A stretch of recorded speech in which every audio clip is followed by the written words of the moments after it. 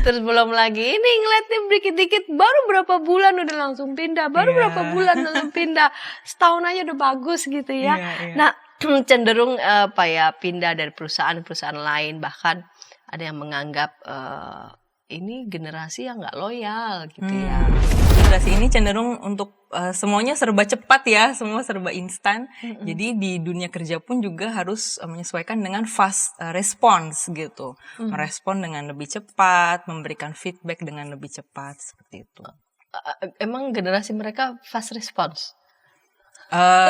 Inginnya instan kan ya, inginnya serba cepat. Jadi di satu sisi seperti brosur ya. Jadi informasi yang menarik, yang relevan itu yang harus dituliskan. Kadang-kadang kita kalau mendapatkan brosur, kalau enggak penting nih untuk kita, pasti kita buang gitu ya. Nah HRD juga akan seperti itu, karena begitu banyaknya kandidat pelamar yang mengirimkan CV-nya dalam satu hari, pasti perlu CV yang menarik, langsung eye catching begitu untuk HRD. Yang pasti harus relevan yang pertama dengan yang posisinya. Yang eye catching tuh kayak gimana sih Bu?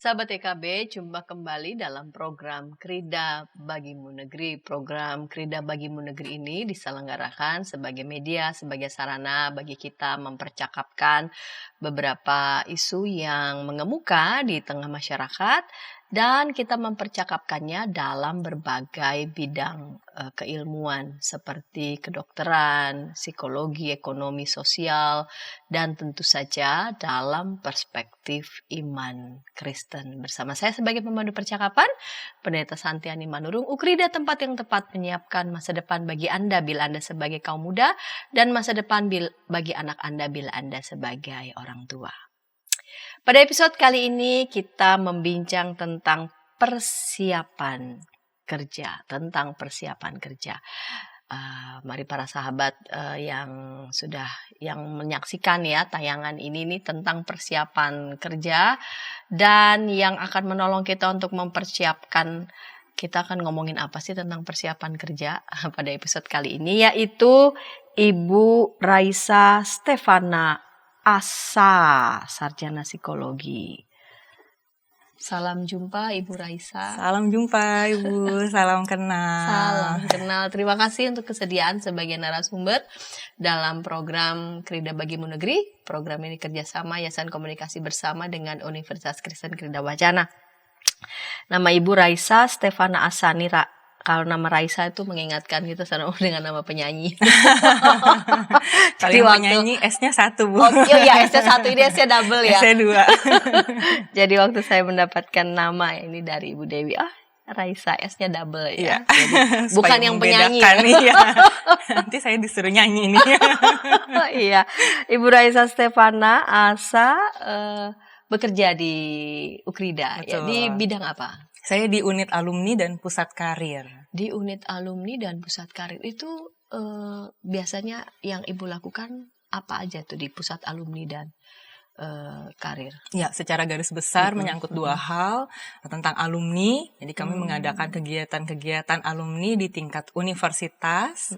Kemudian untuk pusat karir kami bekerja sama dengan perusahaan-perusahaan berbagai industri untuk menyelenggarakan kegiatan-kegiatan yang mempersiapkan mahasiswa untuk masuk ke dunia kerja, termasuk juga informasi lowongan pekerjaan, baik full time, part time dan sebagainya. Nah, ini urusan Bu Raisa ini nih, dan orang yang tepat membicarakan tentang topik ini, berbicara tentang topik ini yaitu persiapan kerja. Ya. Bu Raisa, seperti yang kita ketahui bersama, karir itu kan begitu dinamis ya. Betul. Perkembangannya, dan setiap era itu, setiap generasi juga punya karakter-karakter ya. Entah itu karakter dari orang-orang yang bekerja, karakter iklim dunia kerja, termasuk juga akan mempengaruhi bagaimana perusahaan-perusahaan itu ya dalam berkarya, dalam merekrut katakanlah para pekerjanya. Nah, generasi saat ini istilah yang keren kita sebut sudah populer dengan kita menyebutnya Gen Z. Gen Z ya. Ya. Ada yang bilang bahwa Gen Z ini picky ya. Saya ini kan suka berapa kali lihat ya di TikTok tuh beberapa yang generasi milenial tuh suka ngeluh. Aduh, ngeluh nih kalau udah ketemu sama yang Gen Z itu pusing. Terus belum lagi ini ngeliatnya dikit-dikit baru berapa bulan udah langsung pindah, baru berapa bulan langsung pindah, setahun aja udah bagus gitu ya. Nah cenderung pindah dari perusahaan lain, bahkan ada yang menganggap ini generasi yang nggak loyal gitu ya pada perusahaan. Nah Ibu Raisa dapat memberikan penjelasan nih kepada kita. Dengan karakter yang seperti ini kenapa mereka jadi seperti itu begitu ya. Lalu kemudian dan bagaimana ini juga dapat berpengaruh terhadap karir yang akan mereka jalan yang akan mereka tempuh, Bu Raisa. Ya, memang betul ya Bu ya, karakteristik setiap generasi itu beda-beda ya. Dan memang di berbagai media, berbagai materi dan referensi memang sempat disebutkan juga picky, lalu berpindah-pindah begitu. Tapi sebetulnya pada dasarnya mereka punya karakter yang kreatif. Gitu Bu. Mereka punya ide-ide kreatif dan mereka ini bertumbuh besar dalam era digital gitu ya, perkembangan teknologi begitu berkembang dengan pesat dan mereka memang mementingkan pengembangan diri mereka. Mereka mencari tempat yang memungkinkan mereka untuk bekerja secara fleksibel juga. Gitu. Mungkin kalau sering dengar work life balance begitu ya. Itu menjadi nilai yang penting gitu untuk Gen Z ini seperti itu. Namun mereka sebetulnya punya ide-ide yang kreatif dan karena tumbuh di era digital, perkembangan teknologi yang sangat pesat sekali, mereka justru bisa dengan sangat fasih begitu menggunakan teknologi untuk mendukung berbagai pekerjaan dan aktivitas mereka. Seperti itu. Dan mereka punya karakter tadi ya, karena mereka tumbuh di era digital yang cepat seperti ini. Dan Ibu Raisa tadi mengatakan mereka kreatif begitu. Kreativitasnya seperti apa sih generasi Z ini? Punya ide-ide yang kadang-kadang juga out of the box gitu. Oleh kita tidak terpikirkan begitu ya, oleh mereka sangat terpikirkan begitu dan bahkan bisa dilakukan juga. Seperti itu. Jadi ide-ide yang mungkin di luar bayangan kita begitu ya, dan mereka bisa memberikan usul itu, bahkan mereka juga bisa memberikan penjelasan bagaimana untuk mencapainya. Betul. Nah, ngelihat dari karakteristik mereka betulnya berarti ada hal yang positif juga dong ya. Betul. Dari generasi ini. Sangat ada. Sangat ada berarti ya. Nah, kalau begitu bagaimana perusahaan akan beradaptasi ataupun menyesuaikan dengan mereka nih? Gen Z itu usia berapa sih, sampai usia berapa ya? Dan yang pasti di bawah kita ya Bu ya. Iya, oke. Kita menjadi berasa tua umurnya ya. Di bawah kita, oke. Lalu kemudian mereka mesti bekerja begitu. Nah, perusahaan ketika nanti merekrut tenaga kerja, kan tenaga kerja yang direkrut kan yang produktif ya. Apalagi yang baru-baru begitu, yang fresh from the oven. Dengan karakter seperti ini perusahaan mesti bagaimana sih Bu? Kalau begitu. Memang keduanya sebetulnya harus saling beradaptasi ya Bu ya. Perusahaan harus menyesuaikan juga, beradaptasi juga dengan karakter para pencari kerja yang seperti ini gitu. Salah satunya bisa juga dengan memaksimalkan tadi teknologi. Sesimpel mungkin mensosialisasikan atau menginformasikan berbagai hal tentang perusahaan atau pekerjaannya di media sosial. Itu gimana punya konten-konten yang menarik di media sosial sehingga menarik juga para pencari kerja. Kemudian juga memberikan berbagai kesempatan untuk pengembangan diri yang dibutuhkan tentu saja. Lalu juga karena generasi ini cenderung untuk semuanya serba cepat ya, semua serba instan. Jadi di dunia kerja pun juga harus menyesuaikan dengan fast response gitu. Merespon dengan lebih cepat, memberikan feedback dengan lebih cepat, seperti itu. emang generasi mereka fast response? Inginnya instan kan ya, inginnya serba cepat. Jadi di satu sisi mengakomodir kebutuhan mereka, gitu. Mereka nggak akan terlalu suka kalau terlalu lama. Gitu terlalu lama apa jalannya, mesti muter-muter gitu ya. Ada tahapnya mesti begini. Kalau bisa begini, kenapa sih harus muter-muter begitu ya? Oke, kurang lebih begitu. Jadi perusahaan dapat menyesuaikan. Dan satu lagi, Bu Raisa tadi sudah menyebut mereka itu cukup sensitif sama isu work-life balance. Ya. Karena itu apa yang mesti perusahaan lakukan berarti kalau generasi mereka ini cukup sensitif sama sebegitu banyak isu-isu yang dibawa juga oleh media sosial. Betul-betul kesehatan mental dan sebagainya ya. Betul. Sesimpel mungkin perusahaan menyediakan satu ruangan khusus untuk beristirahat misalnya. Itu kadang-kadang kita juga lebih banyak bekerjanya ketimbang istirahat gitu ya. Jadi pekerja apalagi yang muda-muda ini pasti akan sangat senang sekali kalau memang ada tempat untuk istirahat atau sekedar untuk bermain, Bu. Main permainan gitu ya, game-game yang menarik seperti itu. Itu membuat mereka recharge. Iya, fasilitas-fasilitas untuk merecharge mereka kembali. Dan ide-ide kreatif juga bisa muncul lagi begitu ya. Nah, kita juga sadar bahwa idealnya begitu ya, kita studinya di bidang apa, kita bekerjanya di bidang apa gitu. Tapi faktanya kan tidak selalu begitu. Nah, bagaimana ini bisa diperdamaikan? Apakah ini bisa akan mempengaruhi karir katakanlah buat generasi muda begitu dimanapun yang katakanlah saya studinya A, saya mencoba untuk cari kerja supaya sesuai dengan studi saya, apalagi udah passion saya begitu ya. Ternyata dalam prakteknya malah ngurusin bidang yang lain, bahkan bisa jadi di bidang itu dia kayak belajar lagi. Masuk kayak sekolah begitu. Jadi antara perusahaan maunya dia langsung bisa speed cepat karena memang di bidang ini, tapi dia aduh gimana ya saya diterima tapi perlu di bidang ini. Ini gimana di Bu Raisa ini kan semacam ada dilema juga buat mereka antara mereka mau ambil atau mereka tolak begitu pekerjaannya. Iya, memang ini dilema secara umum, Ibu. Di satu sisi ada kebutuhan di dunia pendidikan tinggi khususnya supaya lulusannya memang selaras dengan bidang ilmu yang sudah ditempuh ya selama 3-4 tahun. Namun memang pada kenyataannya tidak semudah itu juga mendapatkan pekerjaan yang sesuai. Ada yang tadi Ibu sampaikan juga sudah mencoba melamar kerja tapi ternyata tidak diterima. Sementara sudah mentok nih gitu butuh penghasilan misalkan.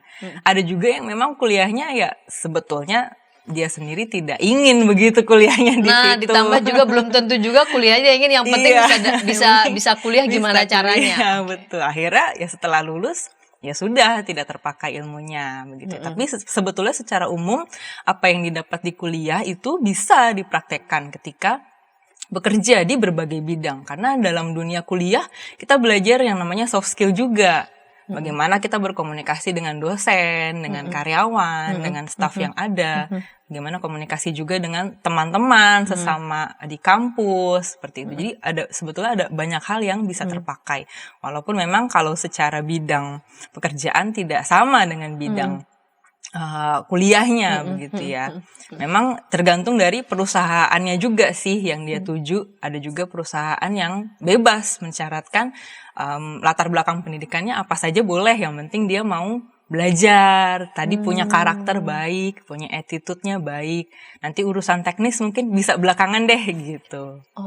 Mana yang lebih banyak sekarang perusahaan lebih mengedepankan di hard skill atau soft skill? Keduanya Keduanya ya. Jadi di hard skill juga kamu harus bisa, katakanlah memang belum terlalu bisa, tetapi mesti tetap cepat begitu untuk belajar karena perusahaan belajar, betul.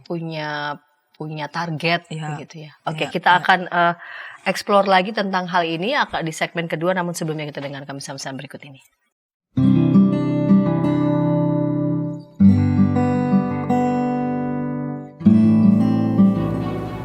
Hi folks. This is Daily Spirit for Youth, a daily devotional that helps you grow closer to God and apply His Word to your life. Daily Spirit for Youth dapat Anda saksikan hari Senin sampai Sabtu pukul 4.30 waktu Indonesia Barat di channel YKB TV. Kita jumpa dalam acara Pembangunan Jemaat. Pembangunan Jemaat setiap Senin di minggu kedua dan keempat pukul 20 waktu Indonesia Barat. Dapat Anda nikmati di channel YKB TV.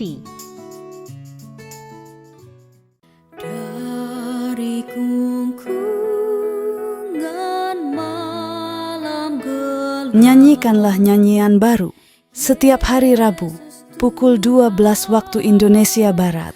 Dapat Anda nikmati di channel Lagu Rohani YKB TV.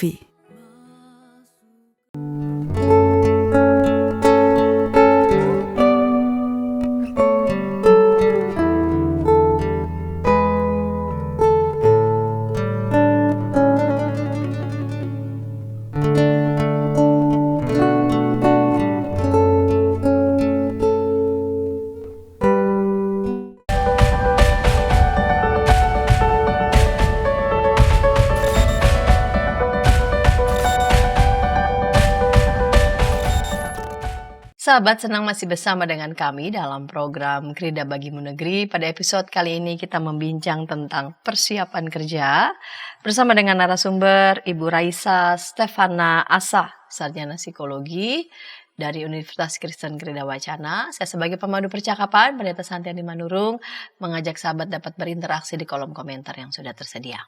Baik Ibu Raisa, di segmen pertama Ibu Raisa sudah memberikan penjelasan. Karir itu begitu sangat dinamis, tiap era, generasi itu beda-beda karakteristiknya, ciri kerjanya, saling mempengaruhi, baik dari tenaga kerja yang memang baru, dalam hal ini Gen Z, punya karakter-karakter khusus, yang kadang-kadang agak minor, maksudnya picky, lalu kemudian nggak loyal, tapi ada hal-hal yang baiknya juga, yang dapat mereka punya benefit bagus. Betul. Juga nanti ya buat perusahaan. Dan karena memang iklim kerja kita juga adalah iklim yang begitu sangat cepat di dunia digital, dan mereka ini begitu mudah bisa beradaptasi dengan iklim dunia digital, dengan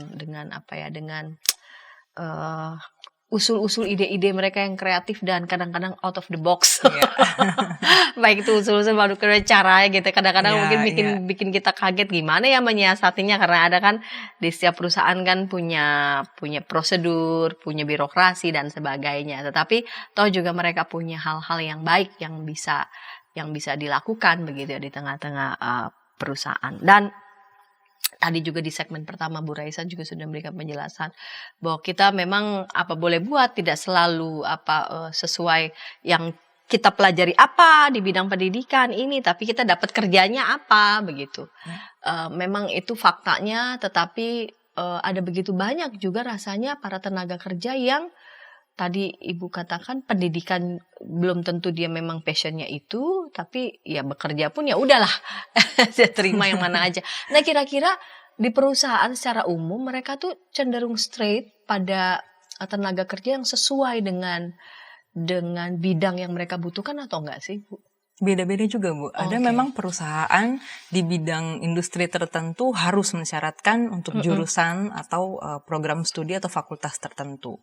Tapi memang zaman sekarang ini banyak juga yang semua jurusan juga bisa begitu. Atau tidak mensyaratkan pendidikan tertentu, malah yang penting pekerjanya ini nanti sangat mau belajar, bisa beradaptasi juga, punya karakter yang baik, punya attitude yang baik. Nanti untuk hard skill-nya begitu ya, itu nanti bisa dipelajari seperti itu misalnya. Jadi kira-kira nih bandingannya mana lebih banyak dengan yang mensyaratkan memang harus dengan skill dan bidang itu dengan yang tidak?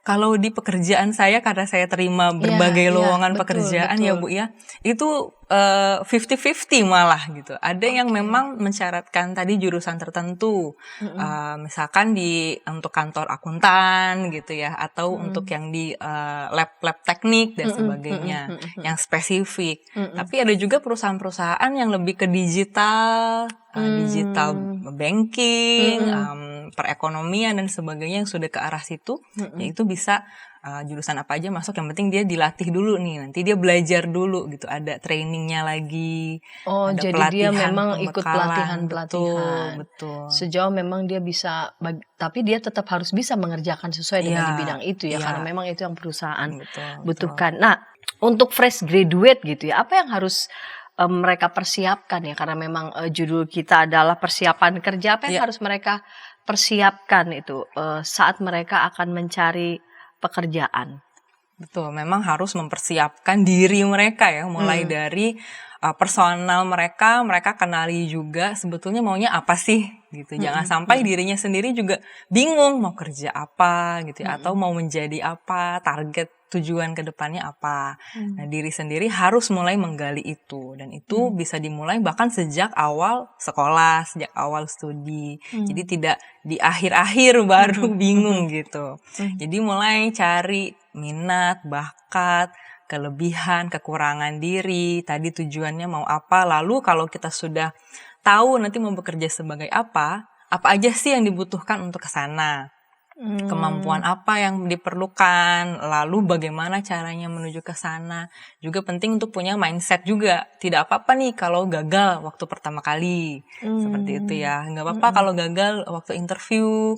Lalu juga pahami kalau setiap orang itu punya mekanisme atau punya stages yang berbeda-beda gitu. Ada yang mungkin pertama kali melamar langsung diterima, ada yang mungkin harus melalui serangkaian proses gitu. Jadi mindset dan mental itu juga penting untuk siap masuk dunia kerja. Kemudian toolsnya untuk masuk ke dunia kerja, untuk melamar biasanya mulai dari CV. Nah, untuk CV sendiri juga sebetulnya banyak nanti yang harus dipersiapkan juga. Lalu media untuk cari pekerjaannya. Kami di kampus biasanya juga dari media sosial, ada mading-mading kalau di kampus juga, kemudian banyak juga yang dari relasi. Atau mungkin setelah magang, biasanya kalau di kampus ada kerja magang juga, nah itu lanjut gitu, jadi dilanjutkan menjadi kerja tetap gitu Bu. Kemudian juga perlu survei juga nih tentang pekerjaannya, tentang salary-nya berapa sih, dunia kerja seperti apa. Kan sebenarnya sekarang juga banyak sumber-sumber informasi yang bisa memadai untuk mencari kerja, mencari tahu begitu ya. Lalu juga tentu siapkan fisik juga, karena pencarian pekerjaan juga mungkin memakan waktu yang cukup lama begitu ya. Jadi jangan sampai sakit juga gitu.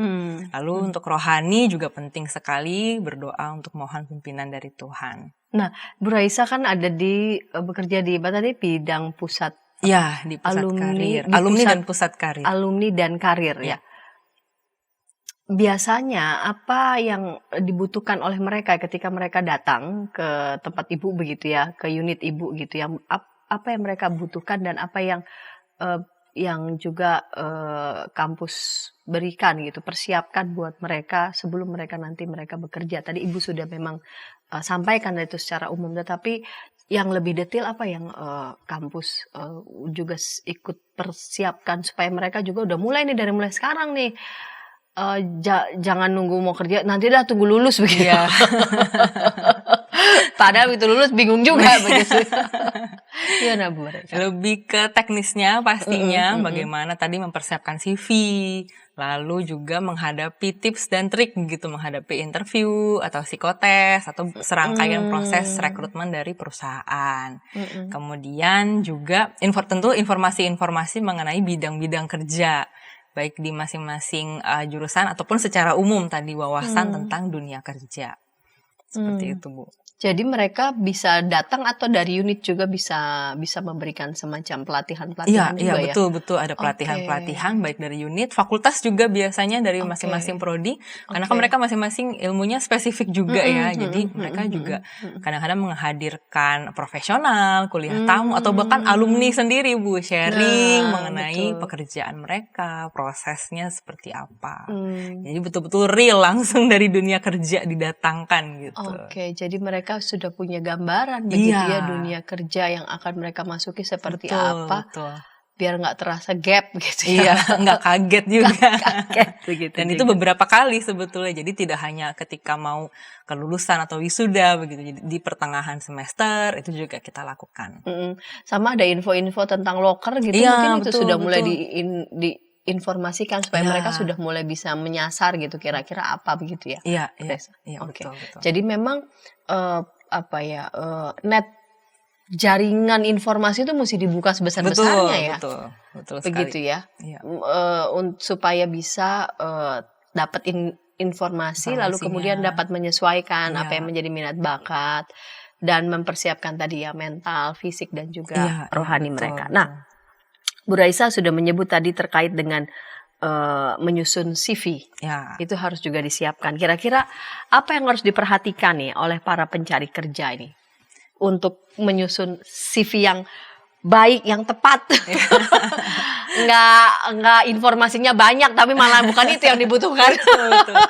CV itu seperti brosur ya, jadi informasi yang menarik, yang relevan itu yang harus dituliskan. Kadang-kadang kita kalau mendapatkan brosur, kalau enggak penting nih untuk kita, pasti kita buang gitu ya. Nah, HRD juga akan seperti itu, karena begitu banyaknya kandidat pelamar yang mengirimkan CV-nya dalam satu hari, pasti perlu CV yang menarik, langsung eye-catching begitu untuk HRD. Yang pasti harus relevan yang pertama dengan posisinya. Yang eye-catching tuh kayak gimana sih, Bu? Nah, relevan ya, harus relevan dengan posisi yang dilamar. Karena misalkan tentu disesuaikan juga ya dengan informasi lowongan pekerjaan yang perusahaan buka juga. Kan biasanya ada persyaratannya, posisinya apa, persyaratannya apa begitu. Nah, itu nanti yang dimasukkan ke dalam CV gitu. Jadi HRD pasti akan melihat itu. Lalu tidak boleh terlalu panjang justru memang karena tadi ya keterbatasan HRD juga dalam sehari bisa ratusan bahkan ribuan gitu untuk menyaring. Jadi kalau terlalu panjang biasanya langsung di skip. Nah, biasanya informasi pribadi seperti data kontak, kemudian juga nomor telepon, email juga harus profesional. Jadi misalkan kalau emailnya Raisa lucu gitu. @gmail misalnya wah itu gitu ya. Jadi biasanya nama lengkap begitu. Jadi harus diperhatikan untuk yang sesimpel itu untuk email. Bahkan untuk email pun juga jangan yang alay ya. Betul. Jangan yang alay. Harus yang profesional. Nomor telepon juga. Kalau kita mencantumkan banyak nomor telepon misalkan ternyata nggak ada yang bisa dihubungi satupun, nah itu juga akan menjadi nilai minus gitu. Jadi harus bisa dihubungi. Kemudian untuk pendidikan juga biasanya dituliskan. Kadang-kadang masih ditemukan Bu, menuliskan pendidikan mulai dari TK, SD, SMP, sampai yang kuliah. Itu sebetulnya tidak perlu sih. Jadi hanya dari SMA atau bahkan ada juga yang dari kuliahnya saja. Seperti itu, untuk dilihat tadi background-nya di bidang apa. Kalau misalkan ada pelatihan-pelatihan yang diikuti itu nilai plus. Iya, betul. Sertifikasi, pelatihan tentu yang mendukung ke bidang posisi yang dilamar. Memang untuk CV ini justru satu posisi ini harus menyesuaikan juga. Jadi tidak boleh satu CV untuk semua posisi begitu maksudnya. Harus bisa menyesuaikan. Misalkan kita mau melamar untuk beberapa posisi misalnya karena kita minat di situ juga dan punya kemampuan atau punya sertifikasi di situ. Nah, itu harus menyesuaikan. Jadi tidak boleh satu CV untuk semuanya, one for all gitu ya. Udahlah, anggap aja dipaket. Iya. Nah, itu harus dihindari sebetulnya karena harus menyesuaikan dengan posisi yang dituju. Itu nanti yang lain-lainnya juga menyesuaikan, pengalaman kerja juga dituliskan pengalaman yang mendukung juga gitu di bidang pekerjaan yang dituju. Biasanya magang atau part-time itu juga boleh dituliskan. Tentu dengan ada pencapaian-pencapaian. Jadi tidak hanya sekedar job desk-nya apa sih gitu, apa yang dikerjakan, tapi kalau bisa ada dampak apa dari pekerjaan yang dilakukan. Kalau memang belum ada sama sekali gitu ya untuk pengalaman kerja, iya betul-betul masih kosong gitu.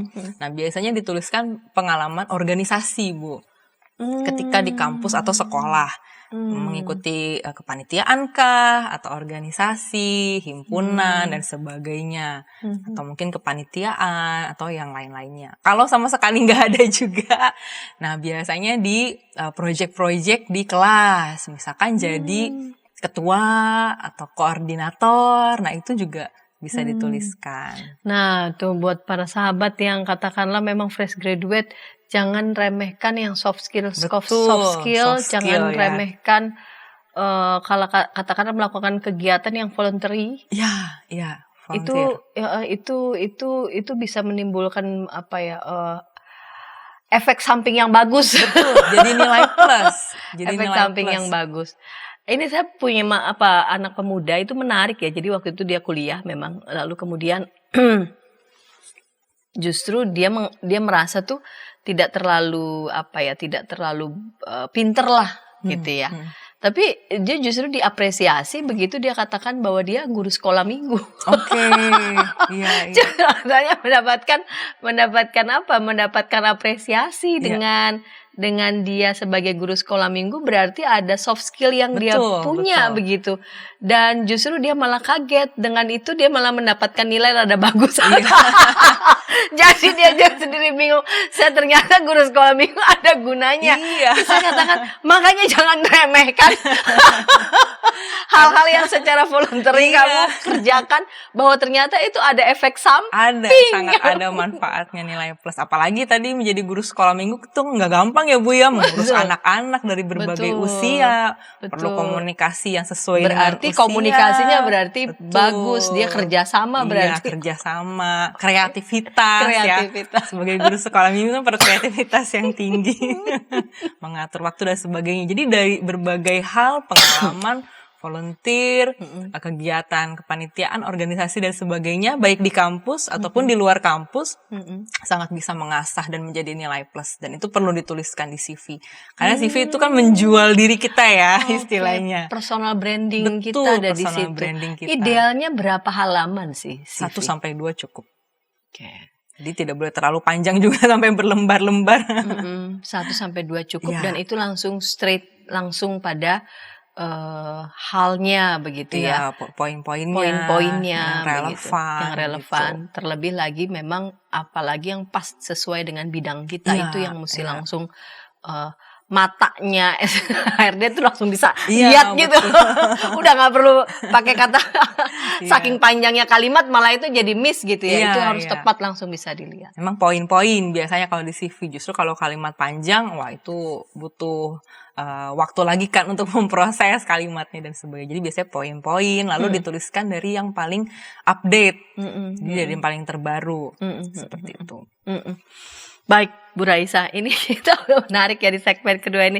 Dan nanti di segmen yang ketiga Bu Raisa akan memberikan penjelasan, masih tetap kaitannya dengan judul kita, topik kita tentang mempersiapkan kerja ya, berkaitan dengan keterampilan-keterampilan apa yang dibutuhkan dan sebagainya. Kita akan ulas segmen ketiga, namun sebelumnya kita dengarkan pesan-pesan berikut ini.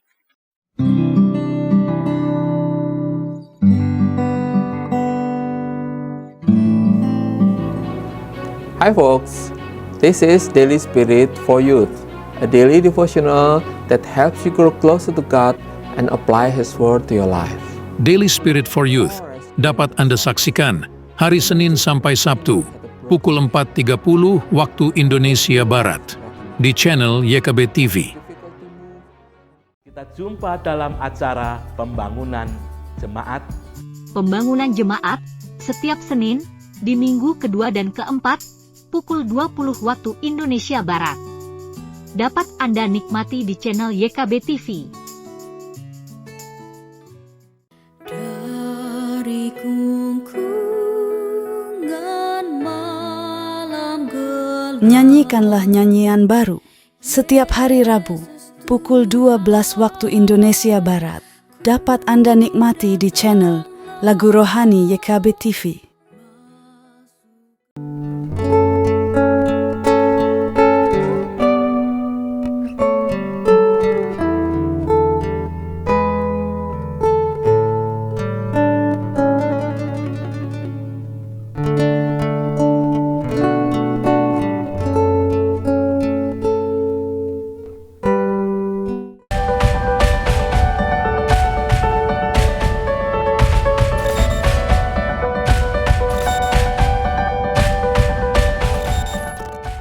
Sahabat YKB, senang masih bersama dengan kami dalam program Krida Bagimu Negeri. Pada episode kali ini kita membincang tentang persiapan kerja bersama dengan narasumber Ibu Raisa Stefana Asa, Sarjana Psikologi dari Universitas Kristen Krida Wacana.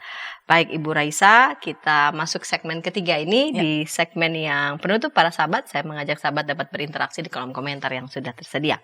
Nah, berkaitan dengan keterampilan ya, apa saja sih yang dibutuhkan yang tren nih dalam pekerjaan saat ini ya, apa yang dapat dicari dalam diri seorang ya, sehingga wah ia dapat lolos gitu, seleksi dan diterima bekerja. Ya, bicara keterampilan memang biasanya ada yang namanya hard skill dan soft skill. Kalau hard skill memang biasanya spesifik untuk di bidang ilmu atau pekerjaan tertentu, misalkan yang teknik atau software, accounting dan sebagainya. Nah, soft skill, nah ini nih yang juga sangat dilihat ya oleh perusahaan, keterampilan yang sebetulnya umum tapi sangat sulit gitu untuk bisa menguasainya. Betul-betul perlu latihan. Nah, biasanya terkait dengan komunikasi. Bagaimana bisa berkomunikasi baik secara lisan ataupun tulisan. Kemudian juga bagaimana punya mental, daya juang yang tinggi, ya tidak mudah menyerah juga. Juga karena sekarang juga perkembangan teknologi sangat pesat, jadi ya harus update gitu ya, jangan mau ketinggalan zaman. Setidaknya kita tahu info-info apa yang sedang berkembang gitu, jadi tidak kuper mungkin tidak kuper, gitu, tidak ketinggalan zaman juga gitu. Dan juga sekarang juga ramai terkait dengan personal branding. Bagaimana kita bisa menampilkan diri kita khususnya di media sosial. Jadi media sosial itu juga memang dilihat oleh perusahaan nantinya. Ada yang saya dengar gitu sampai lihat media sosialnya ya. Iya, betul. Karena mau dilihat ini anaknya suka ngomong yang negatif nggak ya kalau di media sosial, statusnya dan sebagainya. Jadi itu perlu dijaga. Tadi ya dari komunikasi secara tertulis juga. Lalu mampu berbahasa asing di zaman sekarang ini rasanya perlu minimal bahasa Inggris atau mungkin bahasa yang lain, Mandarin dan sebagainya. Juga bagaimana kita bisa punya attitude yang baik. Itu sangat dicari, tidak hanya di dunia kerja, kampus, tapi dalam lingkungan bermasyarakat sehari-hari. Mungkin punya etika, punya sikap yang baik ketika bertemu dengan orang yang lebih tua misalkan. Bahkan sesimpel mendahulukan orang yang keluar dari lift gitu. Seperti itu.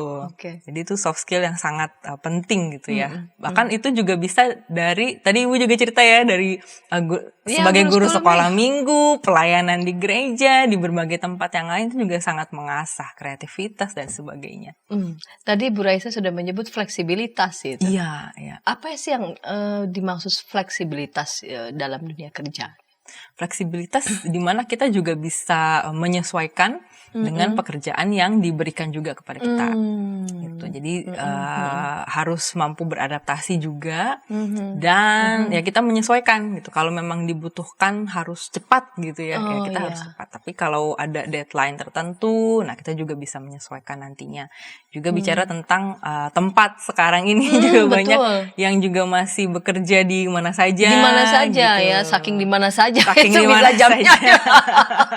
Tapi itu termasuk fleksibel. Artinya pekerjaan ya memang ada beberapa pekerjaan yang mungkin bisa dikerjakan di waktu dan tempat yang berbagai macam gitu. Iya, yang penting signal jalan ya. Iya. Dan selesai. Jangan juga karena di mana saja terdistrak malah jadi nggak selesai. Jadi nggak selesai. Nah, ini berkaitan dengan kalau kita mau kerja kan ada interview ya, ada wawancara kerja. Apa sih yang mesti dipersiapkan nih ketika kita wawancara kerja? Ada trik tips nggak nih ketika kita tuh udah siap mau wawancara kerja? Ya, harus latihan memang ya kalau untuk wawancara, untuk interview, memang harus perbanyak jam terbang. Lalu yang paling penting juga interview itu harus sesuai dengan apa yang dituliskan di CV. Pada dasarnya interview itu ngobrol-ngobrol ya seperti ini. Saya dengan Ibu ngobrol-ngobrol, HRD-nya biasanya menanyakan apa yang sudah tertulis di CV dengan ditambah eksplorasi yang lainnya juga tentunya. Jadi jangan sampai CV-nya juga CV yang bohong-bohongan gitu, asal comot dari internet gitu ya. Memang harus menuliskan tentang diri sendiri, karena ketika interview sebetulnya menunjukkan diri kita sendiri juga. Itu bagaimana pribadi kita, pencapaian kita, lalu juga bagaimana sikap kita terhadap interviewer gitu, sopan santun tadi, etika, dan juga disiplin. Nah, untuk interview memang harus perlu sikap yang disiplin, jadi tidak datang terlambat. Juga tidak ghosting gitu ke interview. Ghosting kadang-kadang mungkin kita masih suka takut gitu ya dengan HRD atau yang akan interview, jadi ketika dihubungi nggak usah deh gitu, takut tapi tidak memberikan kabar. Sebetulnya interviewer kan juga manusia ya. Jadi kalau kabur atau pergi tanpa alasan, tanpa kabar seperti itu kan juga jadi merugikan juga. Betul. Gitu. Niat apa enggak sih nih? Gitu Iya, niat atau enggak sih gitu. Jadi sebetulnya harus tadi menjalin komunikasi yang baik dengan interview.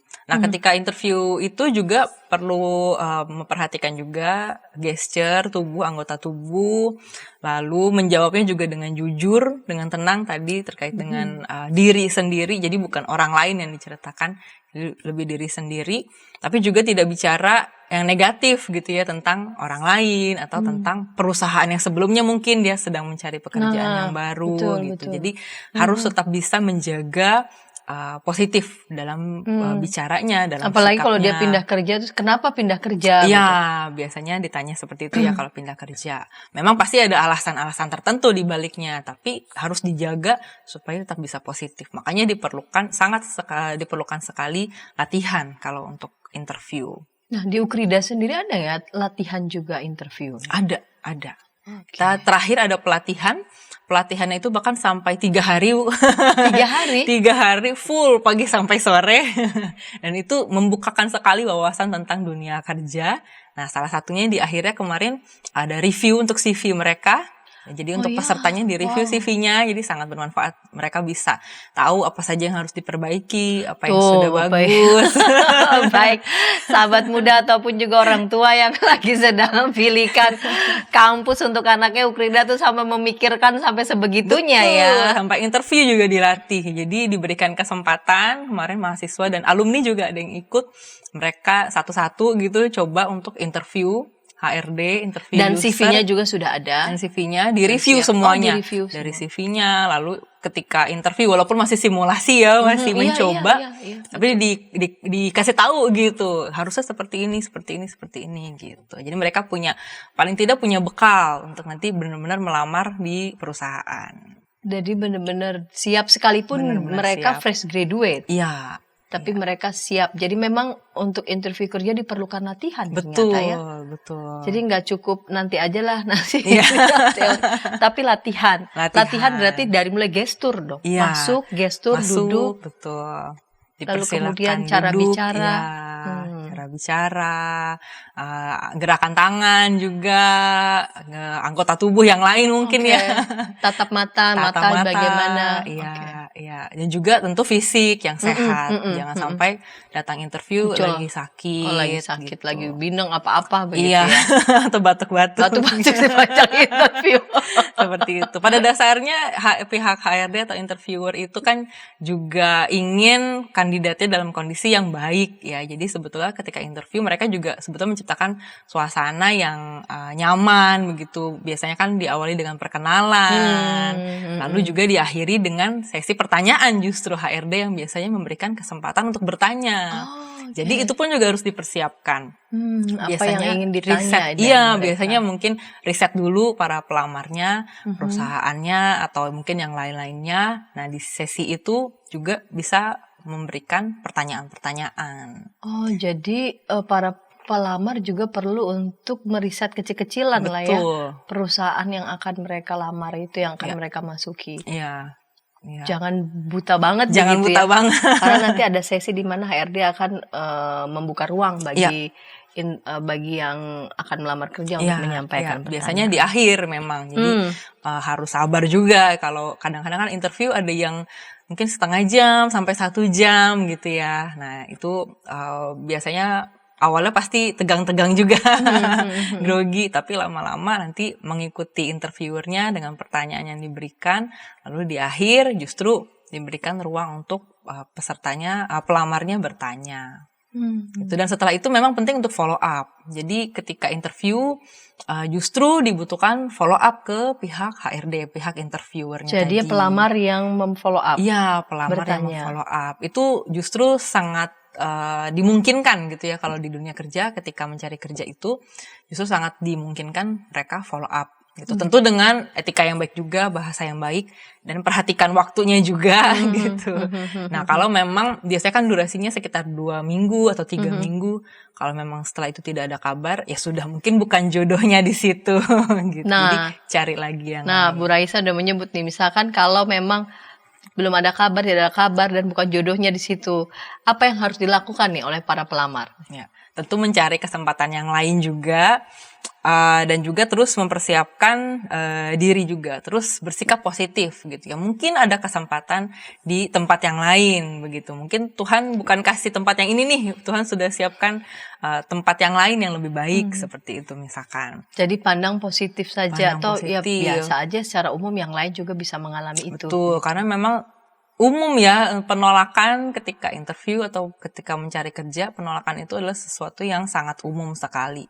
Gitu. Kadang-kadang memang ditolak itu bukan karena kitanya yang jelek, karena memang nggak sesuai aja mungkin dengan budaya perusahaan, tidak sesuai dengan kebutuhan perusahaan atau kondisi perusahaan. Misalkan kita maunya kerjanya dari rumah gitu, sementara perusahaan mungkin maunya kerja dari kantor gitu misalkan, dengan ada waktu-waktu tertentu atau jaraknya yang memang terlalu jauh tidak bisa diakomodir. Hal-hal seperti itu bahkan bisa menjadi pertimbangan-pertimbangan. Jadi tidak perlu merasa, aduh saya nggak bagus ya, bisa jadi memang kondisinya. Belum tentu memang. Karena perusahaan itu memang mencari kandidat atau pekerja yang memang sesuai dengan apa yang dibutuhkan. Jadi bukan berarti kalau ditolak kitanya yang jelek, tidak berkualitas gitu ya.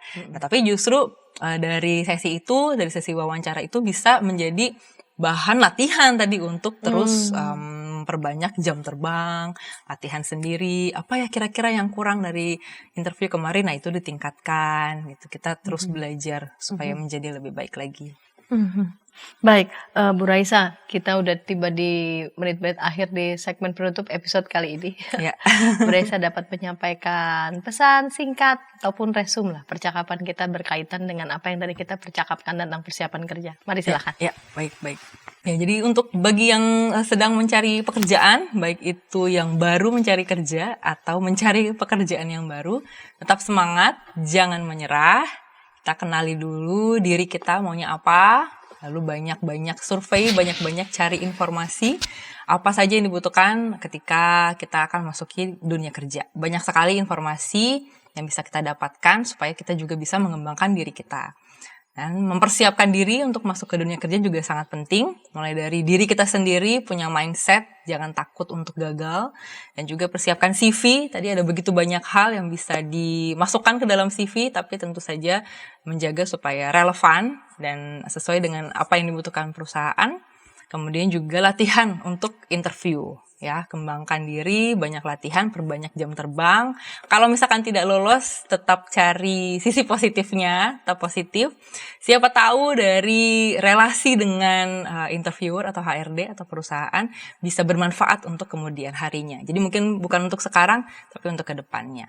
Ya, saya membaca Yeremia 29 ayat 11, sebab aku mengetahui rancangan-rancangan yang kupikirkan mengenai kamu, demikianlah firman Tuhan, yaitu rancangan damai sejahtera dan bukan rancangan malapetaka untuk memberikan kepadamu masa depan yang penuh harapan. Tadi Ibu Raisa sudah mention ya, jangan lekas putus asa ketika misalkan tidak diterima ataupun belum diterima, tidak langsung merasa bahwa oh masa depan saya sudah berakhir nih sampai di sini atau kualitas saya jelek. Enggak.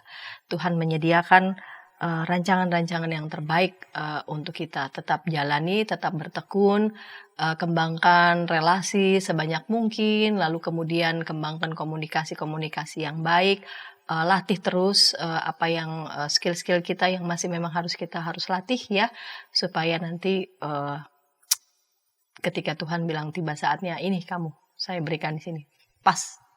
Baik saya maupun para sahabat siap untuk menerimanya. Terima kasih Bu Raisa untuk kesediaan episode kali ini sebagai narasumber program Krida Bagimu Negeri. Dan sahabat, kita jumpa di pekan yang akan datang dengan topik-topik menarik lainnya dalam program Krida Bagimu Negeri. Sampai jumpa.